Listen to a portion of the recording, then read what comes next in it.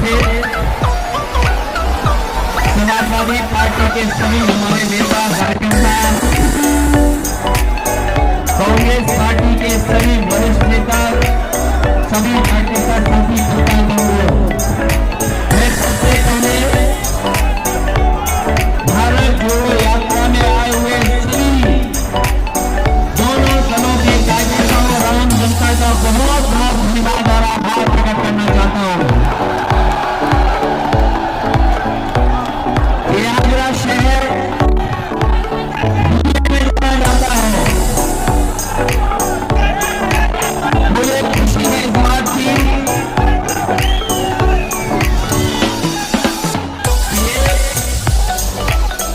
मोहब्बत की दुकान को लेकर के जो चले हैं, इस शहर में बदलाव नहीं, पूरा शहर मोहब्बत का शहर है। जितनी मोहब्बत भर सकते भर करके ले जाइए और पूरी यात्रा में बांट के चले जाइए। आने वाले समय में जो चुनौती है वो लोकतंत्र बचाने की चुनौती है, संविधान बचाने की चुनौती है। बाबा साहब भीमराव अम्बेडकर जी ने जो सपना देखा, गरीब पिछड़े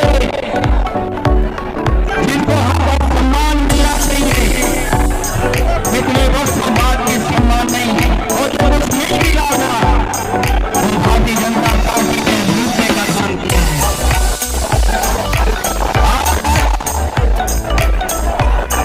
इस कार्यक्रम के बाद जो संदेश जा रहा है वो एक ही संदेश है कि भाजपा हटाओ, भाजपा हटाओ, देश को बचाओ, संकट मिटाओ और रस्सी हटाओ, भाजपा हटाओ। और जब यहाँ से हारेंगे संविधान भी बचेगा। यहाँ तक सवाल किसानों के भविष्य का है। ये लोग किसानों का नारा देते हुए थक नहीं रहे। आज सरकार के खिलाफ आंदोलन किसान खड़ा है। ये सरकार वो है किसानों की ताकत से भरवा करती है। इन्होंने काले काले कानून से लिए, इन्हें कोई दुख नहीं है इस बात का कि 8 साल से ज्यादा किसानों की जान चली गई। आज किसान अपना हक और सम्मान बचाने के लिए खड़ा है। हमें उम्मीद है कि आने वाले समय में दिल्ली में भाजपा हटेगी, इंडिया गठबंधन की सरकार बन करके किसानों को सम्मान दिलाने का काम करेगी। न केवल सम्मान बल्कि उनकी जो मांगे हैं एमएसपी को लेकर के उनको पूरा करने का काम करेगी। ये नारा हम सब लगाते हैं, जय जवान जय किसान। और बीजेपी के लोग थकते नहीं, भारत माता की जय बोल करके सोचे देश का किसान दुखी हो, नौजवान के सपने तोड़े जा रहे हो, नौजवान का भविष्य न हो, उनके हाथ में नौकरी और रोजगार न हो, नौकरी और रोजगार और डिग्री को लेकर के चिंतित हो। खबरें ये भी आ रही हैं कि नौजवान अपनी डिग्री जला के आत्महत्या कर रहे हैं। ऐसी परिस्थितियों में और जब उत्तर प्रदेश में सबसे ज्यादा भर्ती होनी चाहिए थी, लेकिन नौकरियां नहीं मिली, रोजगार नहीं मिला, कोई भर्ती ऐसी सरकार की नहीं जिसमें पेपर लीक न होता हो। ये कमाल की सरकार है, इसमें लीक होते हैं पेपर, और ये लीक जानबूझ के सरकार करती है। वो इसलिए करती है क्योंकि वो नौकरी और रोजगार नहीं देना चाहती, इंडिया में नौकरी देना नहीं है। ये कुछ लोगों को काम, कुछ लोगों को लाभ पहुंचाने का सरकार करती है। हमें ये है ये इंडिया गठबंधन और पीडीए की लड़ाई एनडीए को हराने का काम करेगी। ये पीडीए जहां आवाज उठाएगा वहां भारतीय जनता पार्टी का इस्तेमाल होगा। और इस यात्रा के माध्यम से जो संदेश जा रहा है मैं उसको बधाई देता हूँ और तमाम अपने कार्यकर्ता साथियों को धन्यवाद देता हूँ जिन्होंने इस यात्रा को सफल करने का प्रयास किया है। ये सफल तभी होगा जब उत्तर प्रदेश से भारतीय जनता पार्टी का चलाया होगा। मंत्री हराओ, लोकतंत्र बचाओ, बीजेपी भगाओ।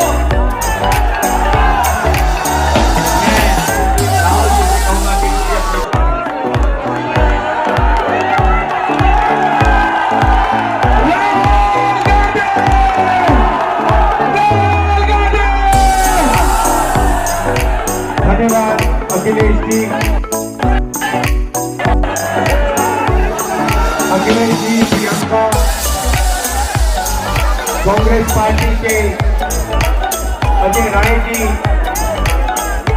हमारे सब सीनियर नेता, समाजवादी पार्टी के सीनियर नेता, हमारे कार्यकर्ता, समाजवादी पार्टी के कार्यकर्ता, हमारे मित्रों, आप सबका मैं यहाँ दिल से बहुत बहुत स्वागत करता हूँ। एक साल हुए हमने भारत जोड़ो यात्रा कन्याकुमारी से कश्मीर तक 4000 किलोमीटर चली। समुद्र के तट से हम शुरू हुए, हिमालय की बर्फों तक हमारी यात्रा गई और यात्रा के अंदर से एक नारा आया, एक व्यक्ति आया दौड़ता हुआ, जैसे कि भीड़ है, उस भीड़ में से एक व्यक्ति आया दौड़ता हुआ मेरे सामने खड़ा होकर ऐसे कहता है, राहुल जी मैं जानता हूँ आप क्या कर रहे हो। मैंने पूछा भैया बताओ मैं क्या कर रहा हूँ। कहता है राहुल जी आप नफरत के बाजार में मोहब्बत की दुकान खोलने निकले हो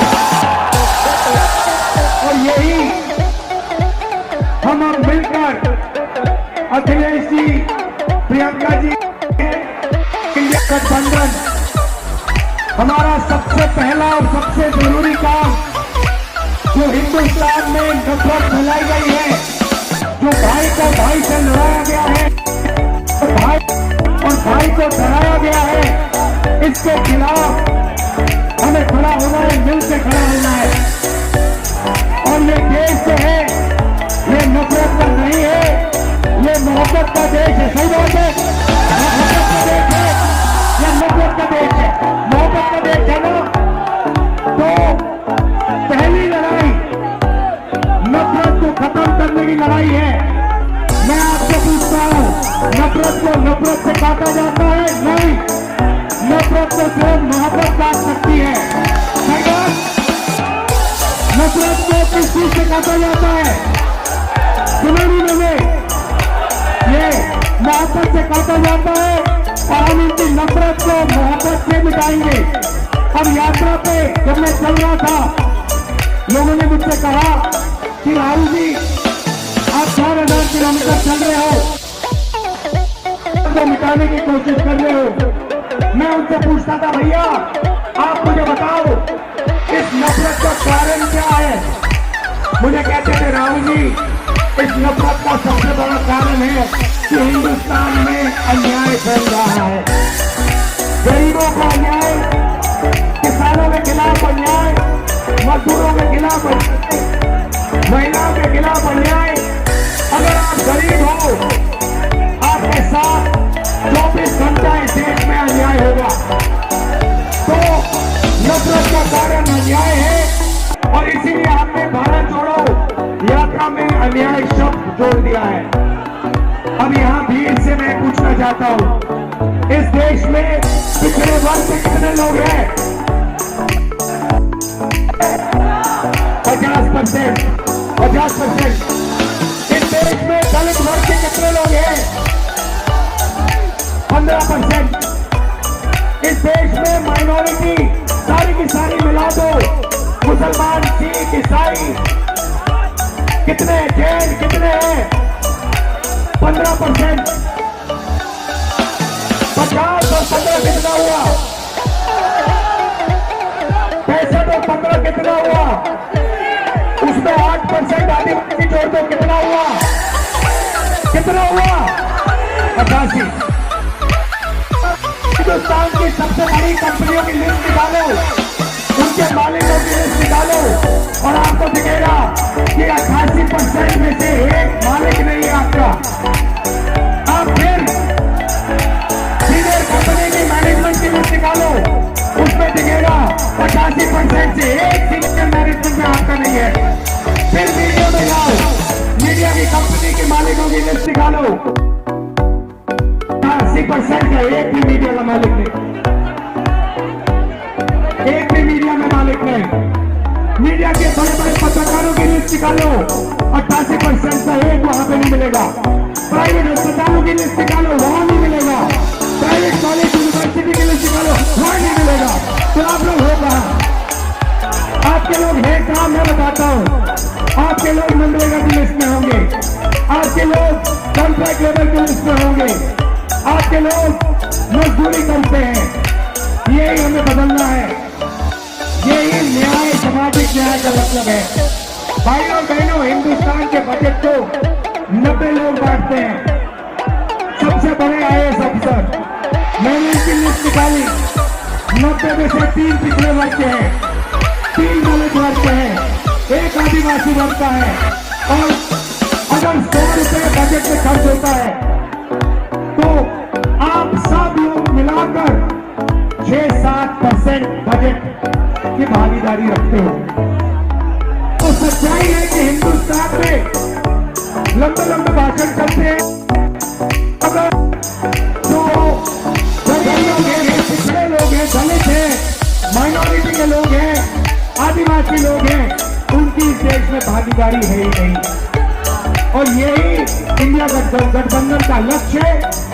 हम सामाजिक न्याय के लिए लड़ रहे हैं, आर्थिक न्याय के लिए लड़ रहे हैं, किसानों के लिए लड़ रहे हैं। किसानों को सिर्फ एक चीज चाहिए, उन्होंने कहा है कि हमें लीगल MSP दे दीजिए। नरेंद्र सरकार कहती है कि हम आपको लीगल MSP नहीं देंगे, लीगल MSP आपको नहीं मिलेगी। इंडिया गठबंधन ने, कांग्रेस पार्टी ने कहा है जैसे ही हमारी सरकार आई, हिंदुस्तान के किसानों को हम लीगल MSP दिलवा देंगे, 1 मिनट नहीं लगेगा।